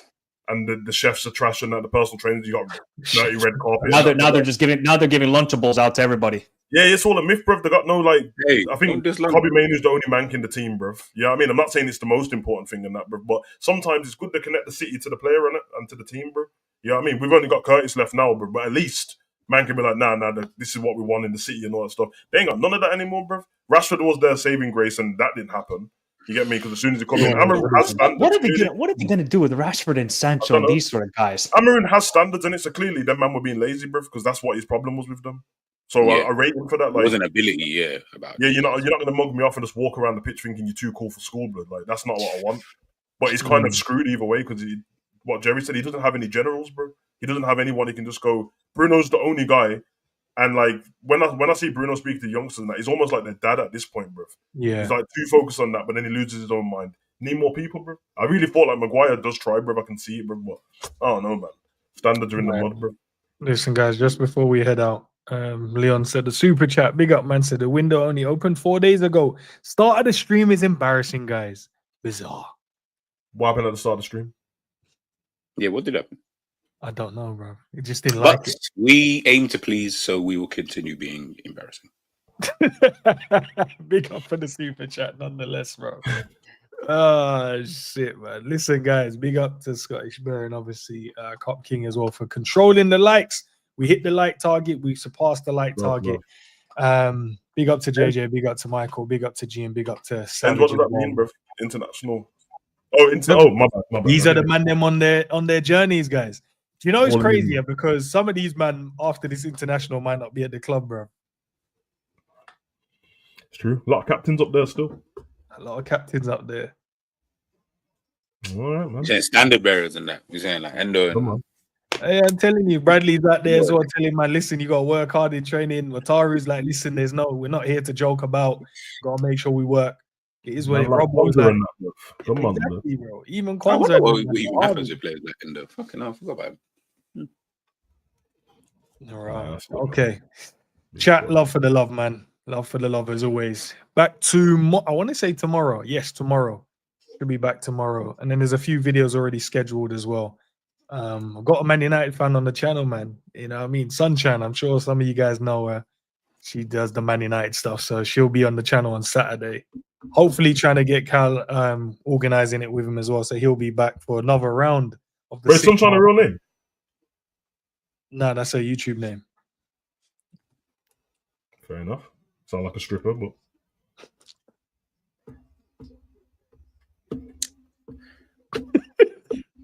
No, let's just let the tumbleweed go across. But before we go, Mike, do you have any shows coming up on your channel today or tomorrow?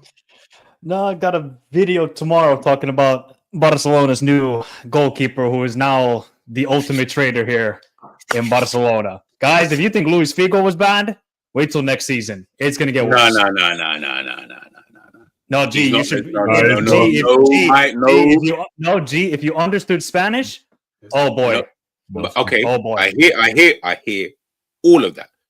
But I promise you now, I've seen Nick Barmby play for Everton and Liverpool, and I'm more than confident that if he played for Manchester United, man will be more angry with Nick Barmby. That tells you everything between the thing between a Real Madrid and Barca. Hey, I don't know, G. This Johan Garcia, he was kissing the badge at the end of the season, saying, "I'm not leaving Espanyol." And 2 weeks later, no. Did you hear him say, "I wasn't leaving Espanyol"? Nah, and G, he was snogging the badge, bro. Yeah, but he didn't. Okay, what does that mean? What the hell does that mean? The badge, bro. Trent kissed the badge the other day, and he 3 weeks ago. But we saw Trent kiss the badge the other day, though, and he's off. Manchester United, did he? So exactly. G, do you have any streams? Have you got any streams, G, coming up today or tomorrow? Like if I live with my missus and then sleep with a sister, it's different to sleeping with another girl. No, bro, that's not even remotely close, bro. That's not. It's not. G, do you have another stream coming up, guy? Yeah, I've got a video coming out later talking about Chelsea and Jose Mourinho, that era. Yeah, that'll be out this evening. Savage. Apart from being snowed in, bro, you got any videos this week? That's about Real Madrid, man.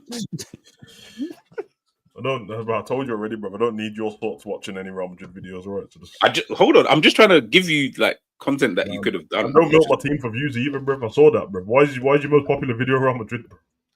You tell me. I don't understand. You tell me. I don't even like that video in the comment section and snitch, bro, because they don't know you're a Barca fan. That's why. But they don't need to know. They just need to know that I'm a fan of football. That's it. Nah, but anyway, I don't know, man. Might do OnlyFans ranking video. Man, them are out. Yeah, me. You don't want to pick which one anyway. Might as well. Now we're here. Saying? No, we're not. We're not. We'll not answer that question. Okay, but what am I doing on the 15th of June, car? I'll be playing football. I'll be playing football in a live video. You just have the location. No, but I thought you just said it. So I was like, but she's where? She's in a box, bro. She's in a box, bro. Oh, I thought you said Box Park. I was like, why would she be in Box Park? Like, why would you? Lily's doing 10,000 in the stadium. Fair enough. What? Guys, go and enjoy the rest of your afternoon. On the 15th, just so man know that I'm not doing the dodgy thing, bro. You get me? Peace out, people. Catch you soon.